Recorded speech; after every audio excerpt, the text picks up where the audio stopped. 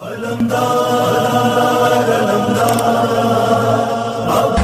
मजलिस शहजाद से गुफ्तगू के लिए आप हज़रात की खिदमत में मैंने कलाम मजीद से सूरह मुबारक अल-अनाम की आयत नंबर 153 को इस वक्त बतौर सरनामा मुंतखब किया है।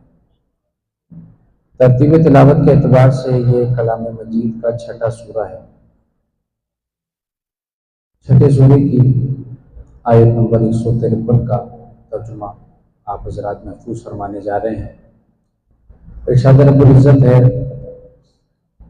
व अन्ना हाज़ा सिराती मुस्तक़ीमन, यकीनन ये मेरा रास्ता सीधा है। और ये भी सुन लीजिए कि इस वक्त जो तर्जुमा मैं आप हज़रात की खिदमत में पेश करने जा रहा हूँ, ये इस आयत मजीदा का लफ्ज़ी तर्जुमा है। ये मफ़हूमी तर्जुमा नहीं है, ये लफ्ज़ी तर्जुमा है। ये मेरा रास्ता सीधा है, फत्तबिऊहू, और ऐ लोगों इसी रास्ते की इत्तिबा, इसी रास्ते की पैरवी, फला तत्तबिऊ सुबुला, और अब खुदा ने इसी के साथ एक ताकीद भी रखी है, और खबरदार इस रास्ते के अलावा जो दीगर रास्ते हैं, समझिएगा इस बात को, इस रास्ते के अलावा ये जो मेरा रास्ता है, जो दूसरे रास्ते हैं, खबरदार उनकी पैरवी न करना। फतफर्रक़ बिकुम अन सबीलिही, क्योंकि इन दीगर रास्तों की पैरवी तुम्हें अल्लाह वाले रास्ते से ज़ालिकुम वस्साकुम बिही लअल्लकुम तत्तक़ून। ऐ लोगों, बस यही तुम्हें अल्लाह की वसीयत है, शायद कि तुम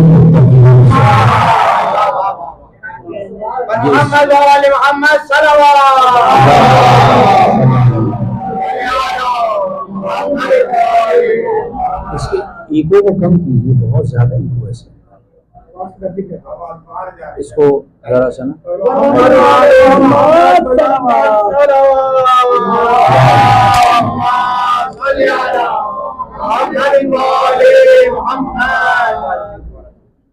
तवज्जुहात हैं सामने। देखिए, ज़ाहिर है कि कुरान मजीद कलाम हकीम है,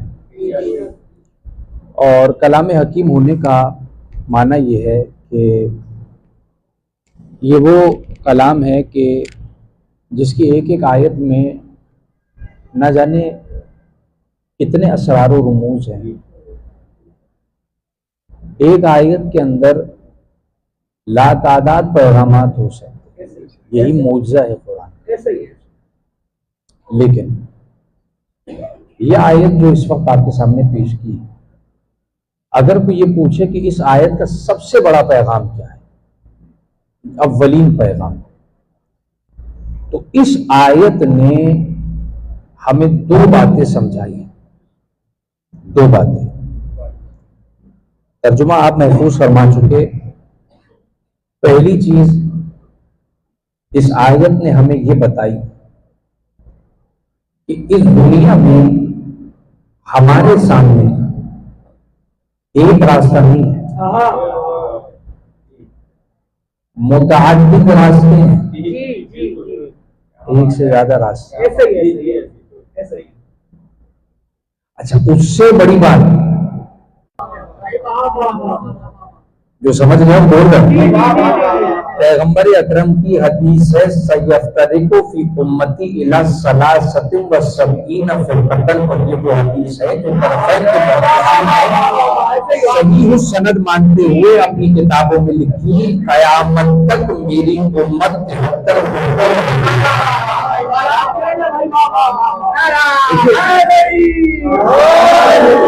हमारे 73 फिरके यानी 73 रास्ते,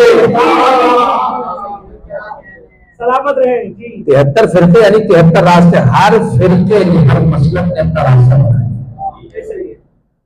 जब जुमला करो जानना सबको जन्नत में, हर फिरका जन्नत का तलबगार है। हम मैं खुद को शामिल करते हुए, आप सबको शामिल करते हुए बात करूं, सबको, हर मसलक हर फिरका जन्नत का तलबगार है। मंजिल सबकी एक है, लेकिन सबने अपनी मर्जी का रास्ता बनाया। कोई कह रहा है कि मैं हदीस वाला हूं, मैं हदीस वाला हूं, मैं हदीस के जरिए से जन्नत का रास्ता तलाश करूं। किसी ने कहा मैं कुरान वाला हूं और मैं कुरान का, मैं कुरान के जरिए से जन्नत का रास्ता तलाश करूं। हर मसलक जन्नत में जाना चाहिए। किसी ने कहा मैं सुन्नत वाला हूं, मैं सुन्नत के जरिए से जन्नत का रास्ता तलाश करूं। हालांकि जन्नत तक जाने के लिए कोई शॉर्टकट नहीं है, कोई दूसरा तीसरा रास्ता नहीं, सिर्फ एक रास्ता है, एक वाहिद रास्ता है। अभी मैंने जो आपको हदीस सुनाई वो नामुकम्मल हदीस है। पहले नबी ने फरमाया कि मेरी उम्मत 73 फिरकों में बढ़ जाएगी, और फिर फरमाया कुल्लुहुम फिल नार। कहना चाह रहा हूं 73 फिरके यानी 73 रास्ते, फरमाया हर रास्ता जन्नत की तरफ जाएगा, सिर्फ एक रास्ता है जो जन्नत की तरफ जाएगा।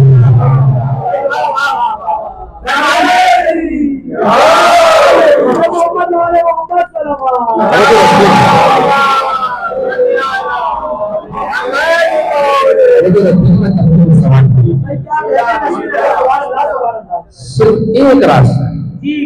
अच्छा, अब मुश्किल ये है, मैं अर्ज कर चुका, एक तो 73 रास्ते और जाहिरन सब एक जैसे। यानी अब तक जो नहीं समझा मैं उसके लिए जुमला कहना चाह रहा हूं कि अगर मैं जाहिरन देखूंगा तो मैं ये फैसला नहीं कर पाऊंगा कि हक कहां है, जाहिरन नहीं हो सकता। अच्छा, वजह मुमासिलत, बिल्कुल वजह मुमासिलत, वजह मुशाबहत बिल्कुल।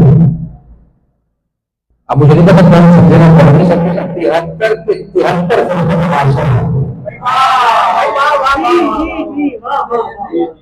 देखिए, नमाज जरूरियात दीन में से है। जो नमाज का मुनकिर हो तो वो दीन के दायरे से खारिज होता है, वो मुसलमान ही। लेकिन नमाज न पढ़ना एक अलग बात है और नमाज का इनकार करना, जो असलन इनकार करते वो तो दीन के दायरे से खारिज है। तो हर फिरका नमाज को मानता है, ऐसा है कि नहीं, मुझे बताइए। 73 के 73 रास्तों पे चलने वाले नमाज को, 73 के 73 रास्तों पे चलने वाले कैसे पहचाने हम किस रास्ते का? मैं देख रहा हूं नमाज वाले यहाँ भी, नमाज वाले यहाँ भी, इसे समझ आया हो तो बोली मेरे साथ। नमाज वाले यहाँ भी, रोजा यहाँ भी, रोजा यहाँ भी, हज यहाँ भी, हज यहाँ भी, ज़कात यहाँ भी। मैं कैसे पहचानूं हम किस रास्ते में है?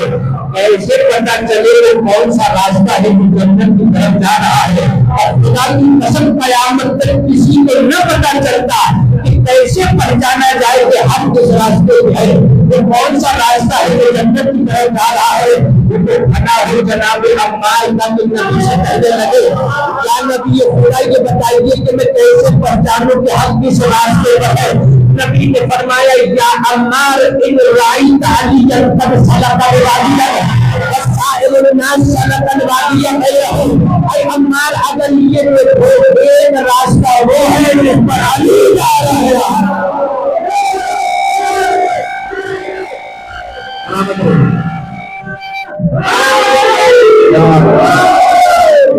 एक रास्ता शुक्रगुजार हूँ आपने इस अंदाज से जुमले को महफूज किया है। एक रास्ता वो है जिस पर अली, और दूसरा रास्ता वो है कि जिस पर सारी दुनिया जा रही है। अरे अम्मार, मैं तुम्हें हुक्म देता हूँ बस अली, इस रास्ते को इख्तियार करना जिन पर अली नाम है। इस रास्ते को इख्तियार करना, रास्ते को इख्तियार करना, मैं शुक्रगुजार हूं। उस रास्ते को इख्तियार करना जिस रास्ते पर अली जा रहे हैं, क्योंकि हक वहां होगा जहां अली होगा। हक वहां होगा जहां अली होगा। अच्छा बात देखिए, इसी हदीस से मैं जुमला कहने जा रहा हूं, कोई ये ना समझे मैं अपनी तरफ से कह रहा हूं। क्या बात है कि पहली बात तो ये कि नबी ने ये फरमाया दो रास्ते। एक रास्ता वो कि जिस पर तन्हा अली है, तन्हा अली है। दूसरा रास्ता फरमाया वसलकन नासो वादियन गैरहु। बात समझ आ रही? दूसरा रास्ता वो है कि जिस पर सारी दुनिया जा रही है। अच्छा कौन सा रास्ता इख्तियार करना? मार वो रास्ता इख्तियार करना जिस पर अली जा रहे। पहली चीज तो हदीस ने ये बता दी, अक्सरियत मयार नहीं है, अली मयार है। और ये आसानी से सुनिए आपने, अक्सरियत मयार नहीं है, अली मयार है। पहला पैगाम, मैं शुक्रगुजार हूं, पहला पैगाम तो ये है। अब दूसरा पैगाम ये है, नबी ने ये नहीं कहा। अच्छा अब देखिए, मैं जो कुछ कहने जा रहा हूं वो नबी की हदीस से कहने जा रहा हूं, और अगर किसी को इख्तिलाफ हो तो उसे इख्तिलाफ राय कहा और मुझे बता दे, अभी बता दे। अभी ने ये नहीं कहा अम्मार उस रास्ते को इख्तियार करना जिस पर नमाजी रहते हैं। मैंने क्या कह दिया? अम्मार उस रास्ते को इख्तियार करना जिस पर नमाजी जा रहे हो, क्योंकि जहां नमाजी होंगे वहां होगा। ये कहा है नबी ने। अम्मार उस रास्ते को इख्तियार करना जिस रास्ते पे हाजी जा रहे हो। अम्मार उस रास्ते को इख्तियार करना जिस पे ज़कात देने वाले होंगे, जहां ज़कात देने वाले होंगे वहां होगा। अम्मार वो रास्ता देखो जिस पे रोजेदार है, जहां रोजेदार होंगे वहां हक होगा। मैं जुमला कह रहा हूं, और अगर बात पहुंच जाए तो मुझे बोल के बता दीजिएगा। नबी की हदीस के मुताबिक जुमला कहने जा रहा हूं। नबी ने बताया न नमाज मयार, जो कीजिएगा, न नमाज मयार है, न रोजा मयार है, न हज मयार है, न ज़कात मयार है, मयार अली है। अगला जुमला सुन लीजिए, और वजह भी बता रहा हूं कि नमाज रोजा हज ज़कात मयार नहीं, अली मयार है। उसकी वजह यह है, नमाज रोजा हज ज़कात, मुझे नहीं पता कौन ये जुमला समझेगा, ये जितनी इबादतें है इनका ताल्लुक अमल से है, अली का ताल्लुक अकीदे से है।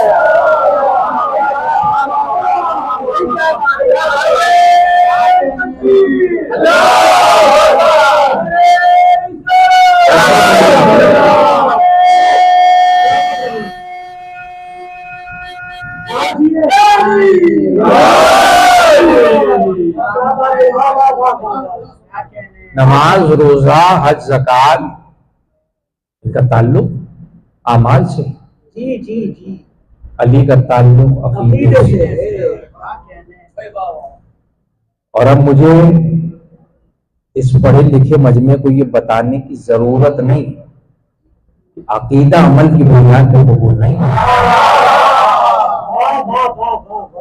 मत अकीदे की बुनियाद पर कबूल है। अकीदा अच्छा होगा तो अमल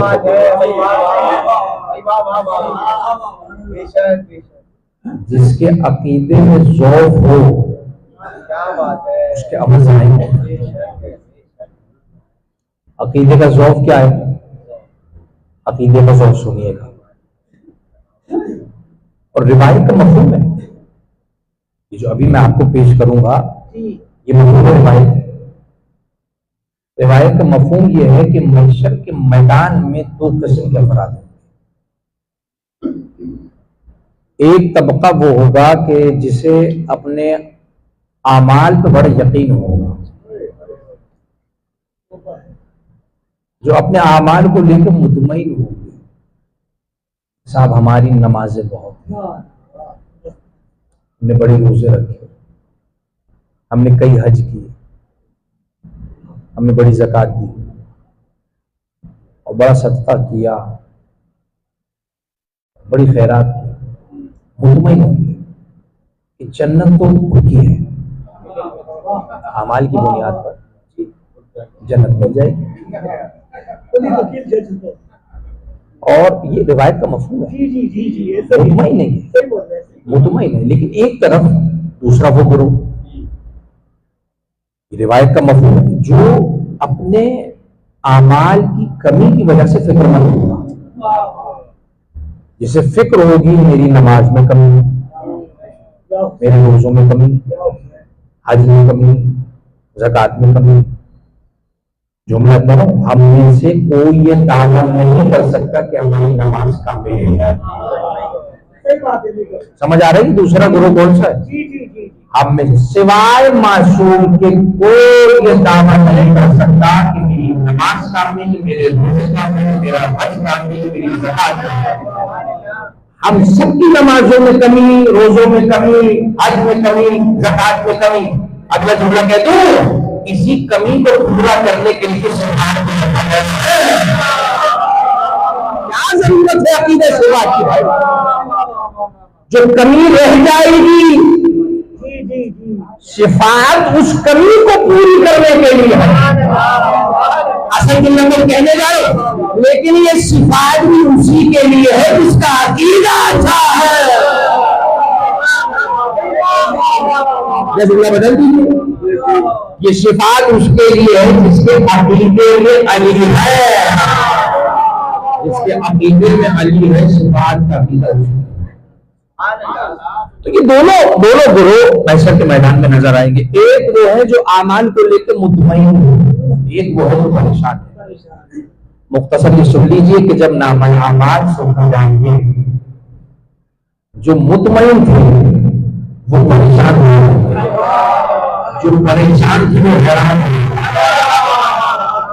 उसकी वजह ये है, वजह सुन लीजिए पहले, वजह ये है कि वो जो समझ रहे थे कि हम जन्नत में जाएंगे वो जानते नहीं, जो समझ रहे थे कि हमारे आमाल में कमी है। क्या बात है मुझे नहीं,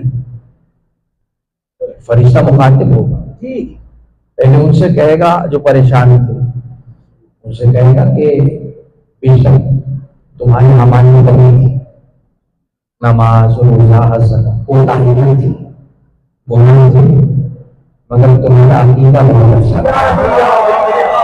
और जब अकीदा अच्छा हो तो अमल का जुड़ाव होता है। अभी मैंने बताया सिफात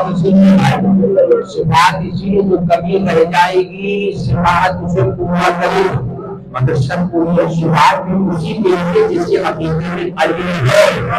और फिर खिताब होगा उनसे जो मुतमईन थे, उनसे कहा जाएगा बेशक तुम्हारे आमाल बहुत थे, नमाज़ बहुत थे, ज़कात आमाल बहुत थे, मगर अकीदा खराब था।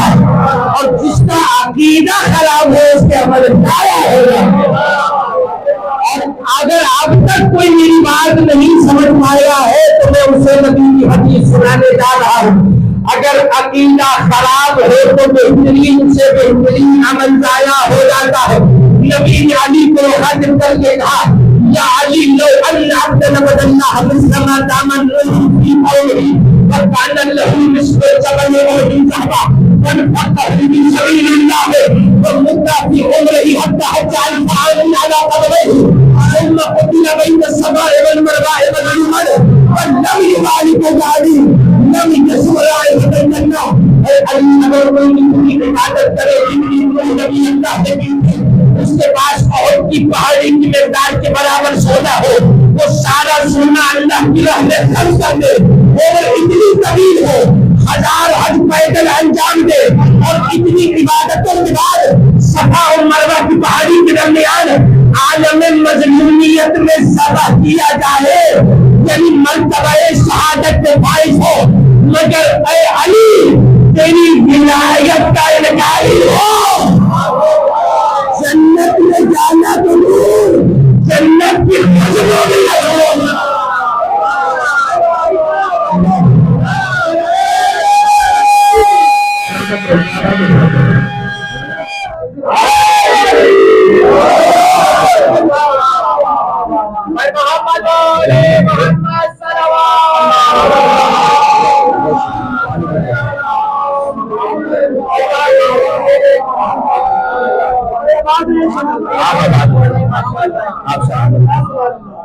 ये तो अकीदत था। अली अगर उसके अकीदे में तू ना हो, सब कुछ बेकार, सब कुछ बेकार। ये है अकीदे की अहमियत। यानी अगर कोई सिर्फ अमल के चक्कर में लगाए तो समझ जाइए वो गुमराह कर रहा है। याद रखिएगा, मैं पूरी जिम्मेदारी से कह रहा हूं, पहले ये यकीन हासिल करो कि तुम्हारा अकीदा हो, क्योंकि तुम जितने अमल अंजाम दोगे वो इसी की बुनियाद पर कबूल होगा। पूरे कुरान में मेरे सामने कुरान फहम अफराद बैठे हैं, पूरे कुरान में याद रखिए, कुरान वो किताब है जिसके फकत अल्फाज हुज्जत नहीं है, अल्फाज की तरतीब में हिदायत है। जी, अल्फाज की तरतीब में हिदायत है। अगर वक्त होता मैं तफसील में जाता, सिर्फ एक मिसाल सुन लीजिए। पूरे कुरान में जहां भी खुदा ने ईमान का जिक्र किया, 7 अमल की बात की, लेकिन आप तरतीब देखिए, जहां भी पूरी जिम्मेदारी से करें, जहां भी जिक्र हुआ दोनों का, वहां पहले ईमान, उसके बाद अमल है। वलअस्र इन्नल इंसान लफी खुस्र इल्ला लजीना आमिलुस सालिहात। आमनु पहले है, फिर अमल है। ईमान का ताल्लुक अकीदे से है। ईमानियात यानी अकीदा, अकीदा पहले है, अमल बाद है। पहले ये यकीन हासिल करो कि तुम्हारा अकीदा दुरुस्त है कि नहीं, फिर अमल की बारी आएगी। अच्छा, अब मेरे सामने जो अफराद बैठे हुए हैं, आप वो अफराद हैं जो यकीन की मंजिल पर हैं। बड़ी बात है। आपको यकीन है कि आपका हर अकीदा बेहतरीन, ऐसा है कि नहीं? मुझे बताइए, मुझे बोल के बता दीजिए। आपको यकीन है ना? आपको यकीन है, आपको यकीन है कि आपका हर अकीदा बेहतरीन, तौहीद आपकी बेहतरीन, रुबूबियत का अकीदा। बल्कि मैं आपको इस यकीन की वजह भी बताता हूं। यकीन इसलिए है कि हमने ये अकीदा किसी मुफ्ती मुल्ला से नहीं लिया, अली ने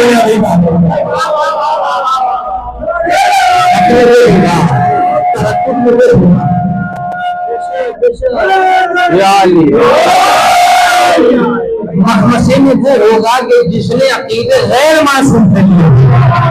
हमने अकीदे अली से लिए, हमने हर अकीदा अली से लिया। किसी ने क्या कहा, जिनको अली के दर से अकीदा नहीं मिला, मुल्ला मिला उन्हें मौला नहीं मिला। और काफिर बता रही है कि बाप को अपने बाप का शर्मा नहीं। इनके सलाम दे मोहम्मद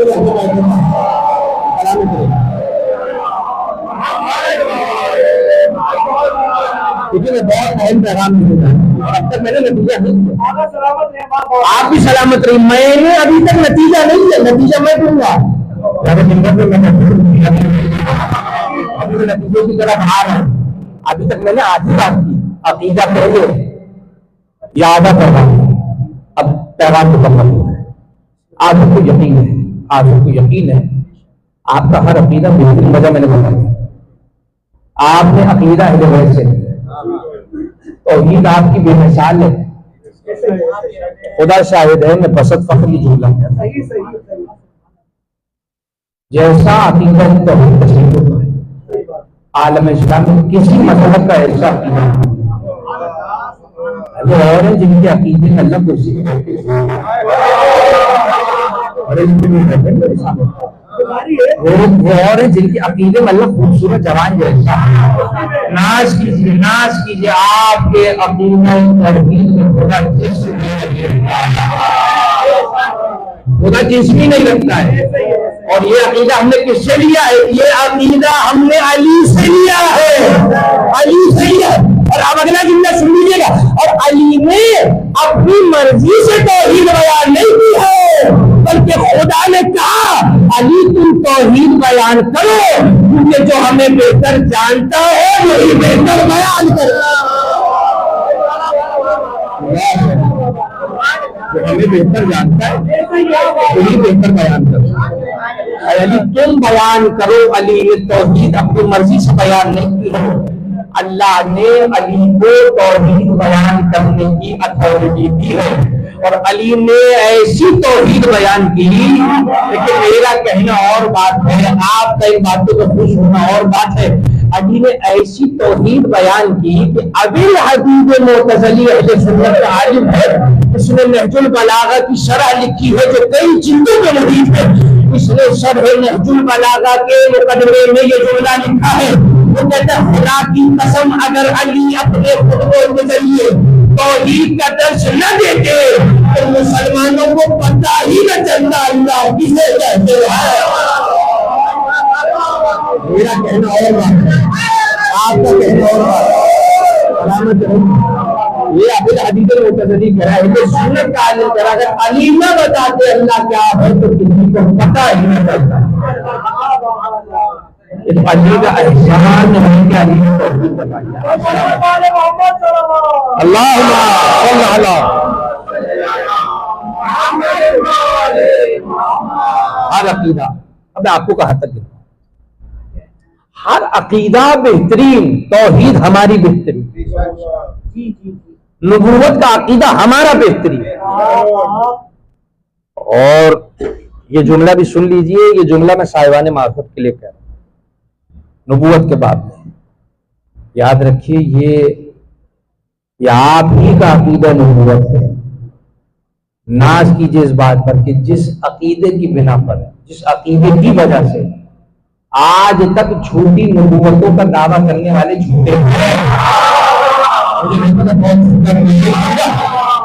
खुदा की कसम अगर आपका अकीदा नबूवत न होता दुनिया मनवा चुकी होती। आपने नबूवत को इतनी बुलंदी कर दिया कि आप बाद मोहम्मद को नबी साबित कर ही नहीं सकता। मैं जो मैं कह रहा हूँ हमारे अकीदे में नबी हम जैसा नहीं होता, खुदा की सुबह। मुझे बताइए पूरे आलम इस्लाम में कोई मसलक है जो ऐसा अकीदा नहीं है? हमारे अकीदा नबूवत में नबी खुदा की सिफात का मजहर है, ऐसा अकीदा नबूवत। कहा तक कि तौहीद बेहतरीन, नबूवत बेहतरीन, अदालत का अकीदा तो आपका खासा है।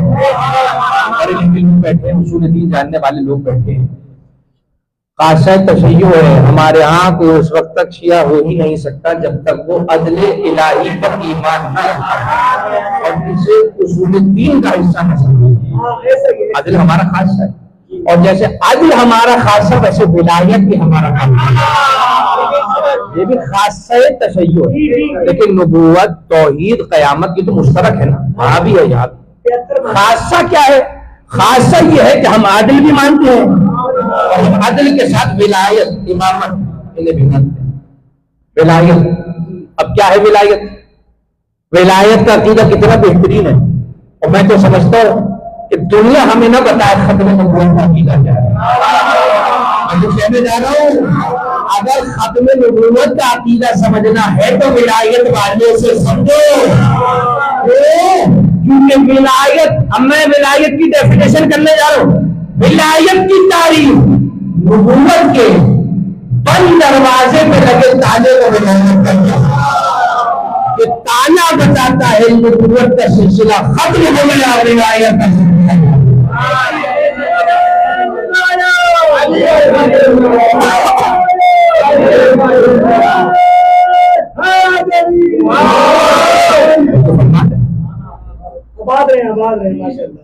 बल्कि हमारी कौम का तो बच्चा बच्चा ऐसे ही है। ला इलाहा इल्लल्लाह मोहम्मद रसूलुल्लाह वलीउल्लाह की गवाही देते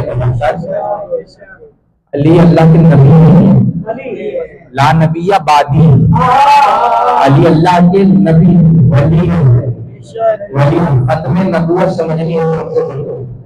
हमारी कौम का बच्चा बच्चा बता रहे सोचो जब मोहम्मद के बाद अली जैसा नबी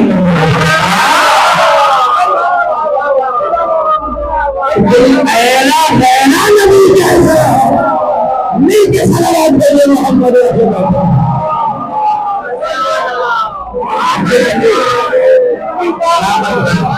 हमसे समझो।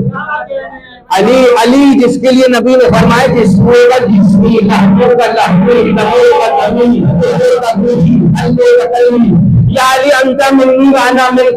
यहाँ बात खत्म हो जाती है। ये अली के तमाम फजाइल की बिना अली तो मुझे जैसा मैं तुम जैसा जब ऐसा नबी नहीं, जब ऐसा नबी वो अली कह रहा है अभी मुझे बात मुस्तफा मैं मोहम्मद के गुलामों में से। अगर तुम्हें अकीदा खत्म नबूवत समझना है तो विलायत वाले बताएंगे खत्म नबूवत कयामत का अकीदा हमारा बेहतरीन। इजाजत है तो अपने आप को नकिया दे दो, सारे अकीदे बेहतरीन है आपके, आप यकीन की मंजिल पे, हर अकीदा शानदार है, हर अकीदा बेहतरीन, तौहीद, अदल, नबूवत, इमामत, कयामत। तो याद रखिएगा ये उसूल दीन है, इसके अलावा भी कई अकीदे हैं। ये तो जाहिर है कि बयान किए जाते हैं, याद कराए जाते हैं बच्चों को, इनके अलावा भी अकीदा, शिफात अकीदा, तवस्सुल अकीदा, रिजालत अकीदा है, हर अकीदा बेहतरीन है। अब सुनिएगा अकीदे की अहमियत समझ आ गई। अकीदा पहले है, अकीदा अमल की कबूलियत का मयार है। आप यकीन की मंजिल पर हैं, आपका हर अकीदा बेहतरीन है। आप सुनिए नतीजा, जब सारे अकीदे है ही हमारे बेमिसाल तो अमल भी हमें ही करना है, किसी और ने नहीं करना है। ये था नतीजा, ये है नतीजा। जब सारे अकीदे यकीन हो गया, जब आप सलामत रहिए, सारे अकीदे बेहतरीन है आपके। चलो मैं इस अंदाज से कहता हूँ, नमाज वो पढ़ेगा जिसके बुनियादी नहीं, या वो करे जिसके अकीदे में अली है।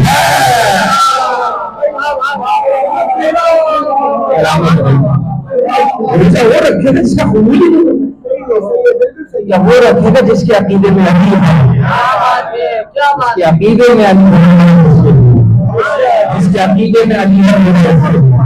अमल वो करेगा जिसका अकीदा अली वाला, जिसका अकीदा विलायत वाला है। सलावत भेजेगा हमारे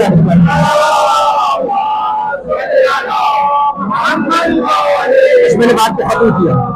अमल की अहमियत पर बस एक रिवायत में पेश करूंगा और फिर अपने मसाइल।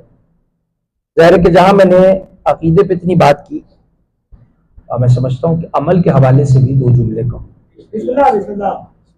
अमल की अहमियत को समझने के लिए सिर्फ एक रिवायत पढ़ूंगा, छठे इमाम जाफर सादिक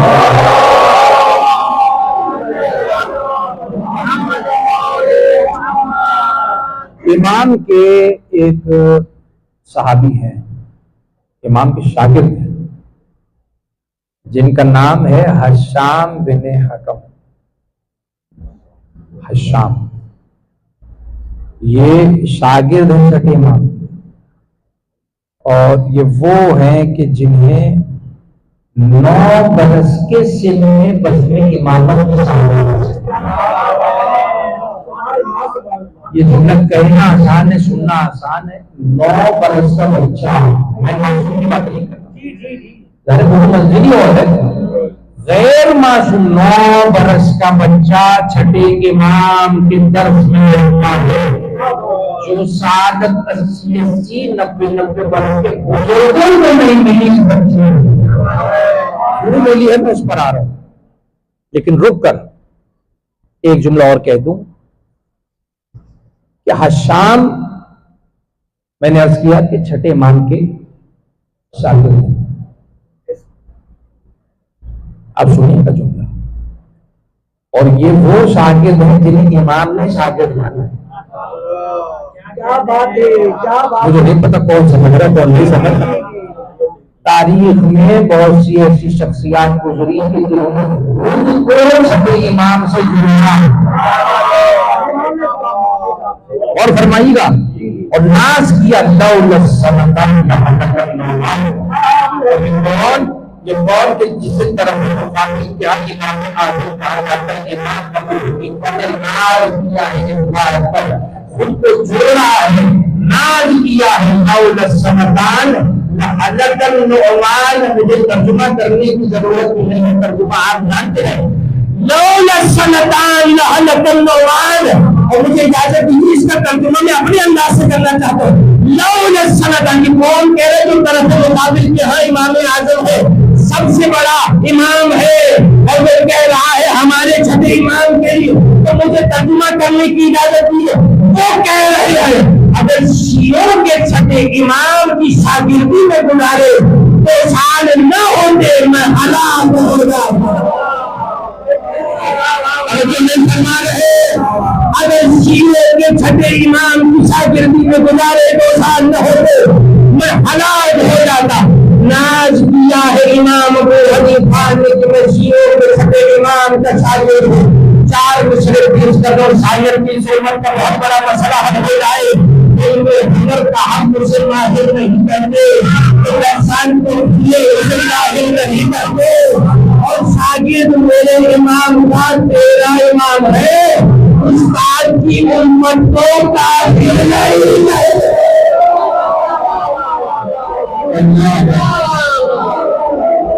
शायद की उम्मत का नाश किया है कि अगर शियों का छठा इमाम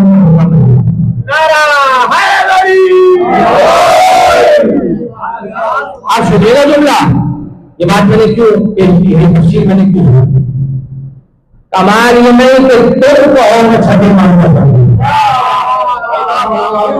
असल कमाल तो ये है कि छठे इमाम आसाम ये है कि जिसे छठे इमाम ने कहा है ये आसाम में हकम 9 बरस के सिर में दरसे इमामत पहुंचने वाली लोगों ने पूछा इमाम से, और तारीख में मिलता है बाद लोगों ने शिकवा किया, मौला जो इज्जत हमें नहीं मिलती, 9 बरस के बच्चे को इज्जत नहीं मिलती, तो सादत हमें नहीं मिली, 9 बरस का बच्चा आपके दर्श में नहीं। क्या होगा मौला नासिर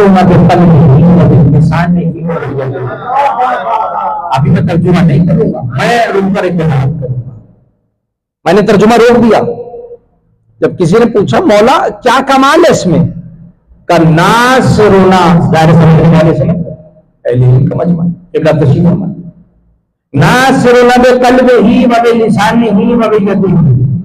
लेकिन उससे पहले ये समझिए 2 चीजें जिक्र हो चुकी, एक अकीदा है और एक अमल है। अकीदे का ताल्लुक है दिल से। अच्छा, दूसरी बात यह कि अकीदा नजर नहीं आता, दिल में। अगर मैं आपसे कहूं जरा आप अपना अकीदा दिखाए, नहीं दिखा सकते। अच्छा, आप मुझे क्या दिखा नहीं सकता। हाँ, मैं अपने अल्फाज में आपको बता सकता हूं कि ये है विलायत, ये है, दिखा नहीं सकता। अकीदा ऐसा मफहूम है जो नजर नहीं आता है, दिल में। अमल मैं आपको अपना अकीदा तौहीद नहीं दिखा सकता, मगर आप मेरी नमाज दे सकते। बस आपने ये जुमला महफूज रखना, अकीदे का ताल्लुक दिल से है, अमल का ताल्लुक हाथों से। आज़ा व जवारे है ना, ये हाथों की हरकत बताएगी मेरा अमल। ये तकबीरतुल इहराम, यही हाथ जाएंगे घुटनों पे तो रुकू, और फरमा रहे अमल का ताल्लुक हाथों से। अकीदा दिल में होता है, अमल का ताल्लुक हाथों से। क्या बात है। अब आज सुनिए छठे इमाम में क्या बोला। मौला इसकी ये हसान में इतनी इज्जत नहीं होती है कि ये वो है जो दिल से भी मेरी मदद करता है, जबान से भी मेरी मदद करता है, आज से भी मेरी मदद करता है। मौला क्या मतलब का दिल से मदद ये कि दिल में मेरी विलायत रखता है, जबान से मदद ये कि जब मौका मिलता है तो विलायत का प्रचार करता है, हाथों से मदद ये कि सिर्फ दिल में अकीदा नहीं रखता है, सिर्फ अली अली नहीं करता, उसका अमल बताता है। ये अली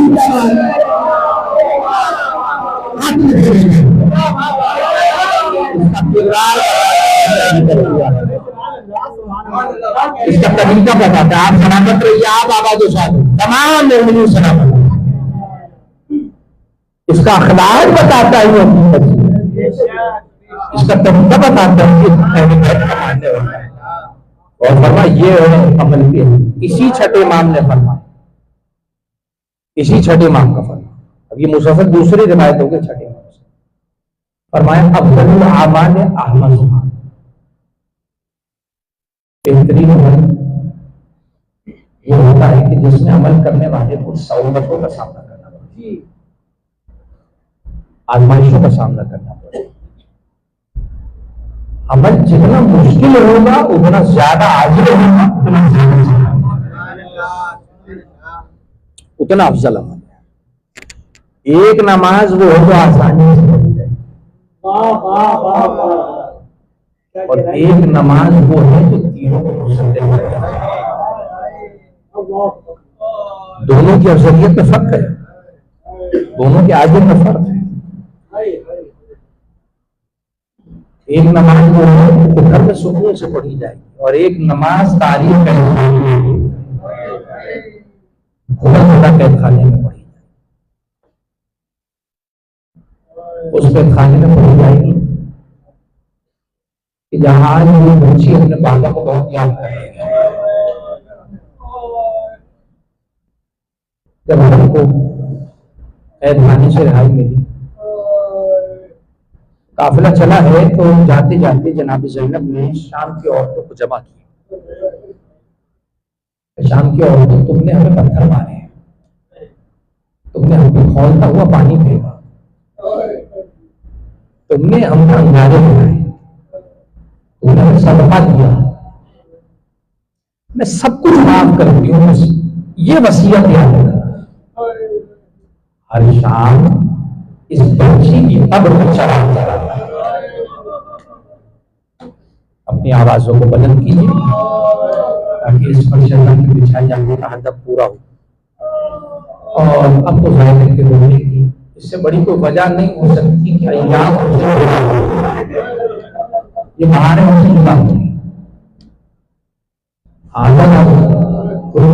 कहीं किसी के दिल में ये कसक न रह जाए, न सही मायने में इससे बेहतर हो सकता है, इससे बेहतर बात हम कर सकते हैं। अब आपकी मर्जी जैसे चाहे गिरिया करें, मैंने रोने की वजह बता दी।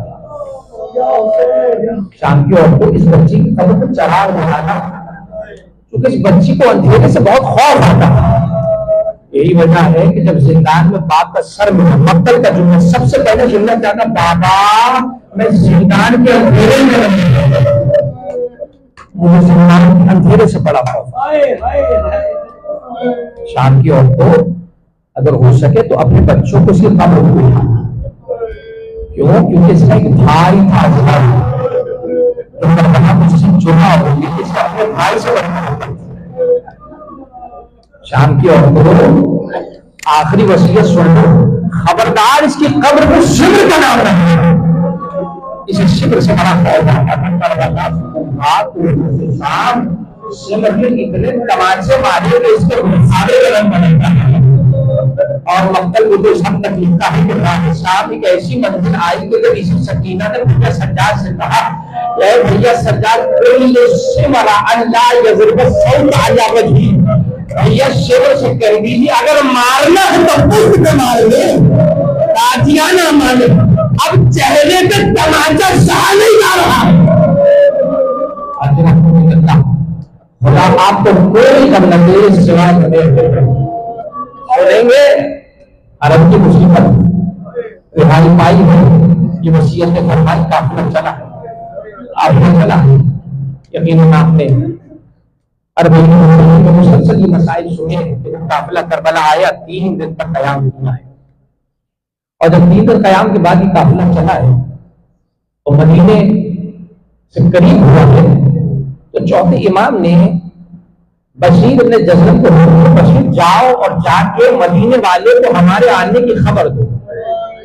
तो पूछो मौला क्या वजह है, खबर देने की क्या जरूरी है? आप कुछ देर में बारिश मदीना हो सबको पता चल जाएगा। वही इतने इमाम फरमाए हमारी हालत ऐसी है कि मदीने वाले हमें पहचान न सके। और यही हुआ जब मोहम्मद हनफिया शहर मदीना के दरवाजे पे आए, बशीर के उस ऐलान को सुनते कि हुसैन बंद हो गए, मदीना नबी के काफिले तरफ। तो क्या देखा, इस पूरे काफिले में सिर्फ एक मर्द है, और वो मर्द भी इतना बूढ़ा है कि सर के बाल सफेद, दाढ़ी सफेद, कमर खमीला है, अस्से का सहारा लेके चल रहा है। मोहम्मद हनफिया जैसे बूढ़े खुदा की कसम यही सेवा देने के लिए आते हैं। पास आके कहा मर्दे यही जरा कारों को बनाओ, अल्हम्दुलिल्लाह अजरत ए मर्दे गई जरा तारुफ कराओ तुम बोलो। अरे सबसे इनका हुक्म पहचाना नहीं वाला अली मैं हुसैन का बेटा सरदार 24 बरस से, अरे 24 बरस के सिर्फ सर के बाद सफेद हो गए, दाढ़ी सफेद चेहरे में क्या है सज्जाद, ये 24 बरस के सिर्फ बुढ़ापा हिस्सा है। इंतहा चचा जान बसीना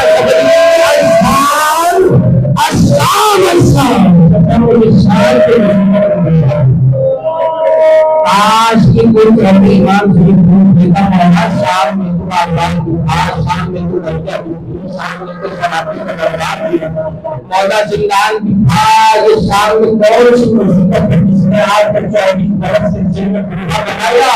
तो बड़ी ने फरमाए वही मुसीबत कितना पता जब किसी को पहली बनाया बनाया जाता है और तुम्हें तो नदीज में हिमायत का दुनिया नहीं। अरे पूछते कहा इस पे आया नहीं, 4 बरस की सकीना सज्जाद की दागों भैया मुझे बचाओ, मैं कनीज नहीं बनूं।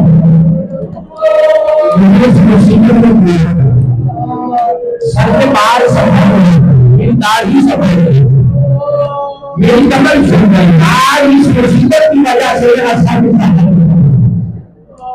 अच्छा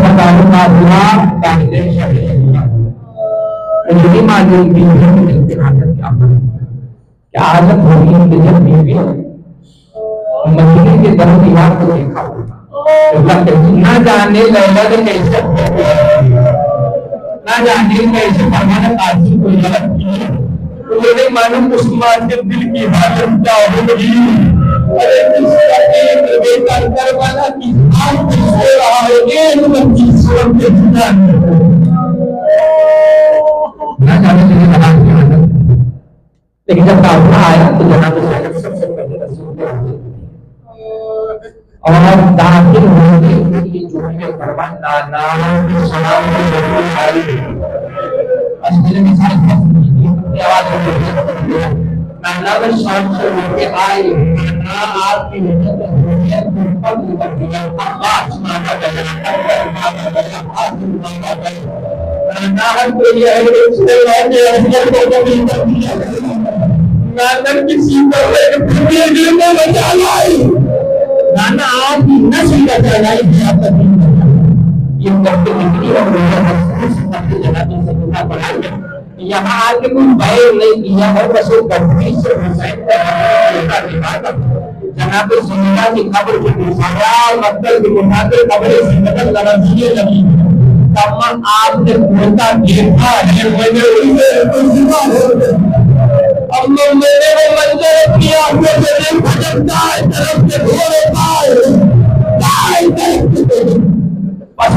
आखिरी मसाइल की मुसीबत है जो मुसीबतों में से आखिरी मुसीबत जनाब ज़ैनब रोज़ा रसूल माँ फातिमा ज़हरा की कब्र बना भैया हसन की कब्र बना और रसूल की कब्र में सबकी मुसीबत कभी हुसैन की मुसीबत, अब्बास की मुसीबत, अकबर, कासिम, असगर, इसी तरीके से जनाब सैयद की कब्र पे आई तो सब तफसीर इमाम हसन मुस्तफा की कब्र पर कासिम अकबर का असगर का हुसैन की मुसीबत, लेकिन कहीं भी औरत मोहम्मद का तस्वीर हम तो ये है कि जब काफिला 11 मुहर्रम करबला से चला तो काफिले को मक्का से उठाया गया।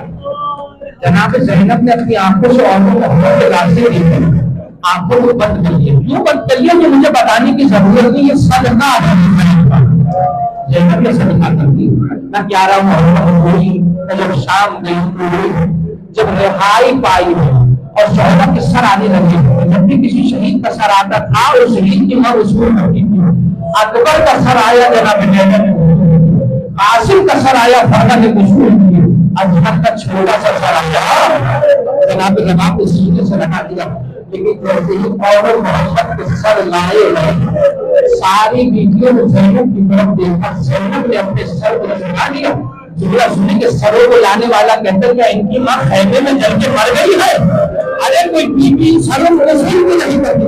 जनाब खुदा आगे बढ़ के कहते लाओ ये सर मुझे दो, ये मेरी आग आजादी को बेटे आई, ये बीबी बेटे से विदा जनाब ज़ैनब ने फरमाया मैं अली की बेटी हूँ, सदका देकर वापस नहीं। अरे ना 11 मुहर्रम और मोहम्मद को रोई है, न शाम में रोई, न रिहाई पे रोई, न बहीन के मौके पे रोई है। अरे जब मदीना आई न उस वक्त और मोहम्मद को याद किया है, न कब्र रसूल पे और मोहम्मद को याद किया, न अम्मा की कब्र में, न भैया हसन की कब्र में। लेकिन जैसे ही घर में दाखिल हुई है, अरे सामने तो छोटे छोटे मुसल्ले थे, माँ का सीधा हुआ मुसल्लों को सीनों से लगा, हाय मेरे मेरा गल